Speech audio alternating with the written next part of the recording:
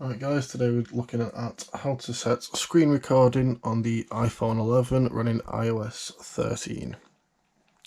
So to access these, there's going to be a drop down option from the top right corner. To get into this, you go into settings, then you want to scroll down to control center. You're going to customize controls. From here we get the options, so torch, camera and code reader. We're going to scroll down to the bottom of the list. We're going to press screen recording, and you want to make sure you press the little green plus icon. That's gone now, and you can see it's there at the top. So if we come out of this and we scroll down again, we can now see that screen recording has been added. So to turn that on, we simply press it. So to turn it on, we simply press it. You'll get your countdown, and we are recording.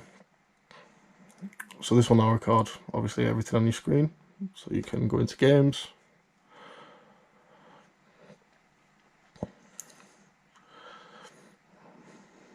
then to stop it we can either pull the top corner down again and we can press on it to stop it, or we can press on the top left corner and the red icon, and that goes the option to stop screen recording. Then we'll get a notification across the top of your screen. You can either press on that, or you can go into My Photos to find your recording. Also, if you press and hold on it, you'll get the option to turn the microphone on.